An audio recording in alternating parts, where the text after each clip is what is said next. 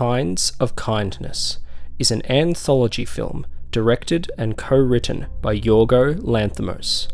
It stars Emma Stone, Jesse Plemons, Willem Dafoe, Margaret Qualley, Hong Chow, Joe Alwyn, Mamadou Athie, and Hunter Schafer. The film is an absurdist black comedy thriller consisting of 3 distinct but loosely connected stories. There is only one character that appears in all 3. He is known simply as R.M.F. Each fable is named after him. The Death of R.M.F, R.M.F is flying, and R.M.F eats a sandwich. Most of the cast members listed above feature in all 3 fables, but they play different characters in each. Jesse Plemons is the lead of the first 2, and Emma Stone is the lead of the third, her role growing with each section. There are many ways to read into this film, but I'm not going to be going too in-depth as this is a spoiler-free review. I saw this movie around a week ago, and I've really struggled in the time since to gather my thoughts. On one hand, it is easily some of the best filmmaking that I've seen all year. On the other hand, it doesn't always come together for me as a full viewing experience. I am not a big fan of anthology films, however I am a big fan of TV shows such as The Twilight Zone and Black Mirror. This feels like 3 episodes of one of those shows. I was invested in all 3 episodes, but my investment diminished each time we would reset the narrative. The difficulty for me is that when you're really starting to get wrapped up in the story, it abruptly ends. Then you have to resettle like the movie is starting all over again. It's different when it's one of those common horror anthologies where you might get a bunch of disconnected, like 10 to 15 minute short films from different filmmakers. Kinds of Kindness goes for around 2 hours and 45 minutes, so each section feels like it's almost its own film. Almost. This had me feeling like I'd rather watch 3 separate 90-minute or 2-hour films. That being said, the core themes are carried over. Each piece is married to the other. It is clear that this is an exercise meant to be viewed the way it is made. I have to admit, having said all of what I just did, each story feels a bit too thin to be stretched any further than what it is. Therefore, it would likely be an incorrect assessment to argue that they're half-baked ideas that Lanthimos threw together for films that he couldn't be bothered fleshing out or didn't know how to flesh out. Anyway, I digress. It is part of the experiment that these stories must be viewed together. They are diminished alone, although I'm sure many will view them in pieces in the future, especially if they favour one in particular over the others. They all examine the lengths people will go to in order to be loved by the people around them. They all evoke cult culture, whilst sprinkling some light supernatural elements that I couldn't always grasp, to be honest. Part 1 of the anthology, The Death of R.M.F, centres around Robert Fletcher, played by Jesse Plemons.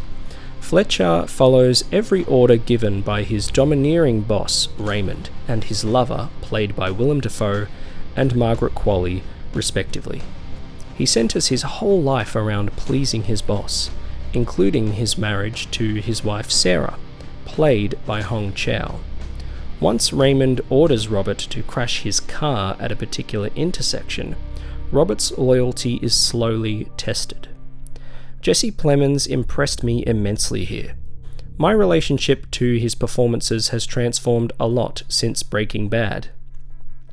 I wasn't sure if he could do more than that at the time. I didn't think he got to shine in the way that he should have in films like The Power of the Dog and Killers of the Flower Moon. My eyes were opened to him as an artist earlier this year when I saw him in Civil War. He is a bit of a chameleon. Kinds of Kindness is the best showcase for that. Whilst I enjoyed the concept for the second story more, I enjoyed the execution of this first one above all. I really liked Hong Chow in The Whale. Unfortunately, I do think she is a bit wasted in this film. She has a fair amount of screen time, but never really gets given much to do. Willem Dafoe is quite funny here, and Emma Stone does a great job with her small role. Margaret Qualley is also someone that I'm becoming a bigger and bigger fan of every time I see her. I was intrigued by her in Once Upon a Time in Hollywood, but it is this and the recent Drive Away Dolls that has made me a fan. Part 2 is called R.M.F. is Flying, and it's about a policeman named Daniel who is alarmed that his wife, who was missing at sea, has suddenly returned and seems a different person. Her behaviour is strange, her interests seem to be the opposite of what they were before, and her feet no longer fit in her shoes. Jesse Plemons plays Daniel, as Emma Stone plays his wife Liz. This part was my favourite conceptually. If it had played up the creepier elements of its concept, I do think it would have been the best part. As it stands, it is my second favourite in execution. Jesse Plemons is fantastic here. I found it interesting how Emma Stone's character is obedient in ways that echo Plemons' character in the first part. There are certainly a few moments that make you wince, even if you're an experienced cinephile. It would be easy to discredit Emma Stone's performance here, as her performance in last year's Poor Things was such an incredible one, the best of her career in my opinion. She was doing everything in that movie and at an 11. While this film may be less challenging for her, I still think this is one of her best ever performances, and it is at a constant pitch that is difficult to achieve. I have been following her since the very beginning of her career. I have always loved her, but recently she has hit a peak, and that is thanks to Lanthimos. I hope they continue to make many more films together. I know that they already have another one on the way. The final part is called R.M.F. Eats a Sandwich. Emily and Andrew are two cult members seeking a specific person with the ability to reanimate the dead.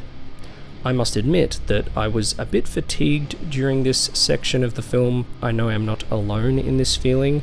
It was slower than the other parts, and some of the world building was a bit muddied for me. There were details that I didn't quite catch, and I'm fully aware that this could be totally on me as a viewer, but it just felt more abstract and less obvious about its meaning. It felt less focused. It felt as though it had less care put into it from a writing standpoint and an editing one. It wasn't as tight. Jesse Plemons is unfortunately reduced to a glorified background character here, which felt a bit jarring given his large role in the prior two segments, although I don't know exactly how this would be avoided given the rightful focus on Emma Stone's character. Margaret Qualley actually gets to play two characters in this section, and this is where she shines the most. She balanced those characters very well, making them both feel distinct. I love Hunter Schafer, so you would think I'd be disappointed that she really only has one or two scenes in this, but it felt right for the story, and I walked away appreciating that she was in the film at all. Despite my mixed feelings on this section and my general lack of interest in it comparatively, I found Emma Stone's performance to be extremely strong and her lead character of Emily to be immensely intriguing. I found it interesting that this story showed a literal cult surrounding sexuality and devotion, as the other two parts were showing that devotion in relationships can sometimes appear reminiscent of cult-like behaviour. I was immediately locked in when the film opened with the song Sweet Dreams by the Eurythmics. It set the mood very well. The musical score in all three of the fables is sparse but intense. It is eerie and awkward. This kind of piano score has been done many times before, but it is hard to get it right. It's hard to make it textured and feel like it has substance. I love that it sounded different to Poor Things and that it reminded me of Stanley Kubrick. I am referencing Poor Things specifically because of how recent it is and how much I love it. but Kinds of Kindness is clearly harkening back to earlier films in Yorgos' career, such as The Lobster. You can tell Lanthimos lets the actors play in scenes. There is a lot of breath, there is a lot of space. You can feel while watching his films that he is a very giving and intimate director, because the actors clearly feel so free to be vulnerable, sometimes the most vulnerable they have ever been on screen. They clearly trust him. The actors feel safe. This is why they keep coming back to make more movies with him. Even when you don't enjoy his films, you have to appreciate the truly rare artistic expression on display from everyone involved. This is a performer's dream. The films are risky, which makes them special. This film is designed to feel cold, but it simultaneously feels full of heart due to the team creating it. I love the way that Lanthimos shoots all three of these stories, shooting with anamorphic lenses. He uses a lot of wide angles, but also extreme close-ups when necessary. He whip pans, but also shoots in slow motion. His presentation is so dynamic, the likes of which we rarely see now, at least in mainstream cinema. How often do you see close-ups on actors' faces in Hollywood films these days? Certainly not enough. I love Stanley Kubrick, so the callbacks to his style are satisfying for me, and I think Lanthimos is one of the most exciting and vital voices in cinema today. He wants to challenge his audience by having them entertained by uncomfortable things. I got to see this film in 35mm, and it was glorious. The colours really popped and the lighting was gorgeous. I highly recommend seeing it in 35mm if you can, as it is the prime way to view it, especially since it was shot on 35mm film.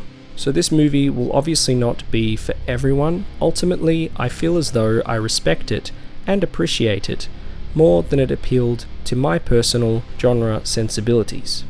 Despite this, there was some great filmmaking in it, and I was transfixed throughout much of it. I am interested in seeing it again to continue to form my opinion through conversation and analysis. We are lucky to get a film like this in this day and age on this scale, and so for that reason I do encourage people to see it. Whilst it may not fully come together for you, I do think that it has some of the best filmmaking of the year inside of it.